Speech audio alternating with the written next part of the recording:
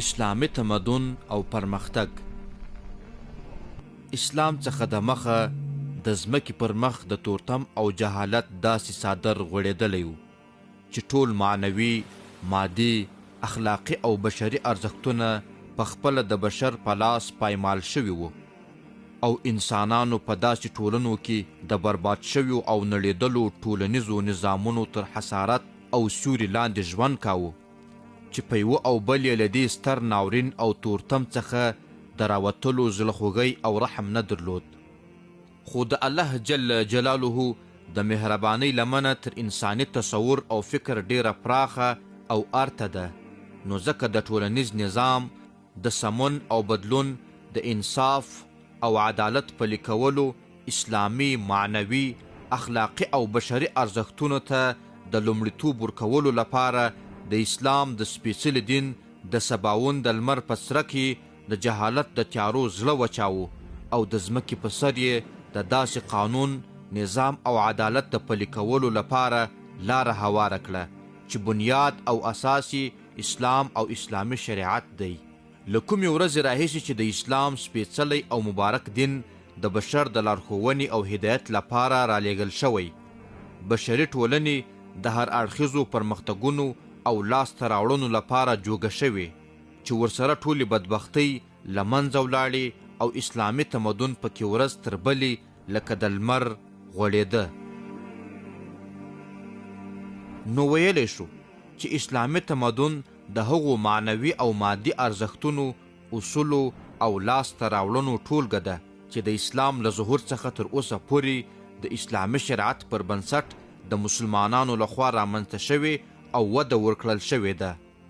دا تمدن د اسلامي عقیدې، شریعت او اخلاقي ارزښتونو پر بنسټ ولاړ دی او د مسلمانانو د ټولنیز، سیاسي، اقتصادي او فرهنګي ژوند هر اړخ رانغاړي. دا تمدن د اسلامي نړۍ په بیلابیلو سیمو کې له اندلس، اوسنۍ هسپانیې څخه نیولې تر بغداد، دمشق، قاهرې او هند پورې خپور شو چې له امله یې اسلامي علومو، هنرونو او ټولنیزو سیستمونو وده موندلې. د اسلامي تمدن زرین دور د 9 میلادي پیړۍ له پیل څخه د 14 میلادي پیړۍ تر پای پورې د نړۍ له سترو تمدنونو څخه و. دغه تمدن نه یوازې د دین بلکې د علم، هنر، تجارت او دولتدارۍ په برخو کې هم ستر پرمختګونه درلودل. د اسلامي تمدن ځانګړتیاوې: دینی اساس: اسلامي تمدن د قرآن کریم، سنت او شریعت پر بنسټ ولاړ دی.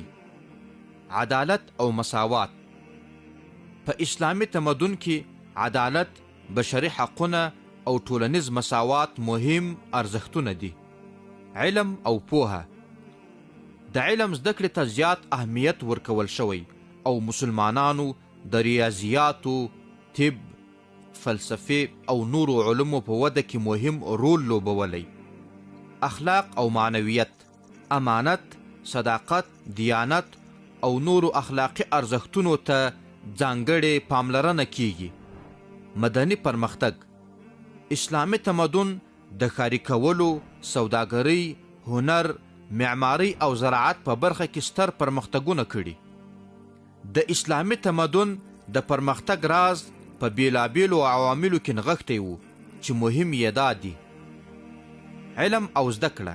که څه هم علم او زده کړه د عباسي خلافت په دور کې پراخه شوه، خو د حضرت عمر رضی الله عنه پالیسي د علم او مشورې پر بنسټ ولاړه وه چې اسلامي تمدن ته یې بستر برابر کړ او همدغه تمدني بنسټونه بیا د اندلس له لارې د اروپایي رینسانس بنسټ وګرځېدل. د علم ارزښت: اسلام د علم زده کړې ته ډیره توجه ورکړې وه چې له همدې امله مسلمانانو په طب، ریاضیاتو، ستورپوهنې، کیمیا، فلسفې او نورو علمي برخو کې ستر پرمختګونه وکړل. اسلام د علم ارزښت ډیر لوړ وګاڼه او د اقرا آیت د زده کړې اهمیت یې څرګند کړ. د عباسي خلافت پر مهال د بیت الحکمه د حکمت کور په څیر علمي مرکزونه جوړ شول چیرې چې کتابونه ژباړل کېدل، لیکل او خپرېدل. علمي پرمختګونه: مسلمانانو په ریاضیاتو، طب، ستورپوهنې، کیمیا او هندسه کې نوي اختراعات وکړل. جابر بن حیان د کیمیا پلار، ابن سینا د طب پلار او الخوارزمي د الجبر مؤسس د دې تمدن ځینې مشهور شخصیتونه دي. ابن سینا د الشفا او القانون فی الطب کتابونه ولیکل چې د طبابت لپاره مهم مراجع دي. الزهراوي د جراحي سرجري پلار بلل کیږي چې جراحي آلات یې ایجاد کړل. الرازي د چچک او سرخکان ناروغیو تفکیک وکړ. الخوارزمي الجبر پراخ کړ او د الګوریتم بنسټ یې کیښود. عمر خیام د الجبر او مثلثاتو پر ودې کار وکړ. ابن الهیثم د نظري فیزیک او د رڼا انعکاس مطالعه وکړه. البیروني د ځمکې قطر او محیط یې اندازه کړ. الفرغاني د شمسي نظام او سیارو مدارونه تشریح کړل. المروزي د ستورپوهنې د جدولونو جوړونکی و. امام غزالی د اسلامي عرفان، فلسفې او دیني علومو بنسټګر و. عدالت او زغم. اسلامي تمدن د بیلابیلو ملتونو او ادیانو خلکو ته د ګډ ژوند، کار او پرمختګ فرصتونه ورکړل چې د تمدن د پرمختګ لامل شو. په ځانګړي ډول د حضرت عمر رضی الله عنه د خلافت تر سوري لاندې اهل ذمه خلک، یهود او عیسویان چې حکومت ته یې جزیه ورکوله، د خپل ژوند او چارو د ترسره کولو حق درلود. دا چلند د اندلس مسلمانانو هم خپل کړ چې د مذهبي ګډ ژوند تجربو اروپایي ټولنو ته الهام ورکړ. عدلی نظام او قانون جوړونه. د حضرت عمر رضی الله عنه عدلی نظام د قضاوت اصول، د رعیت حقونو ته درناوی او د حاکم مسؤلیتونه وروسته د اسلامي فقه له لارې اندلس ته انتقال شول او له هغه ځایه د اروپایي قانوني مفکورو پر بنسټ تاثیر وکړ. قوي دولتداري. د عباسي، اموي او عثماني خلافتونو پیاوړو حکومتونو د ساینس، هنر او ټکنالوژي وده ممکنه کړه. اداري جوړښت. حضرت عمر رضی الله عنه د بیت المال، محاسبې، سرشمیرنې، قاضیانو ټاکلو او والیانو د حساب اخیستو یو منظم نظام رامنځته کړ چې په دې ډول سره اروپایي سلطنتونه د اندلس له لارې له دغې کړنې څخه اغیزمن شول. اقتصاد او سوداګري. د اسلامي خلافتونو تجارت د نړۍ له لویو برخو سره وصل و چې اقتصادي پیاوړتیا یې رامنځته کړه. د بیت المال زکات، خراج او عشر نظام د اقتصادي عدالت بنسټ ایښی و چې وروسته یې د اسلامي بازار اصولو ته د اروپایي سوداګرو پام ورواړاوه. اسلامي تمدن د سوداګرۍ لپاره مهم مرکزونه درلودل لکه بغداد، قرطبه او سمرقند. ورېښم ولاره، مصري بندرونه او اندلسي بازارونه د نړۍ له اقتصادي مرکزونو څخه وو. د بانکدارۍ اصول، چک، اعتبار او له سود پرته سوداګري د مسلمانانو لخوا پراخ شول. د دینی ارزښتونو پلي کېدل. اسلام خلک امانت، صداقت او کار ته هڅول چې د ارزښتونه د اسلامي تمدن د پرمختګ بنسټ وګرځېدل. د ښاري تمدن او معمارۍ وده. بغداد، قرطبه او دمشق د علم، تمدن او ټکنالوژي مرکزونه شول چې د الاقصی جومات، قرطبه جومات، تاج محل او د سمرقند تیموري ماڼۍ د اسلامي تمدن د معمارۍ ښکلي مثالونه دي.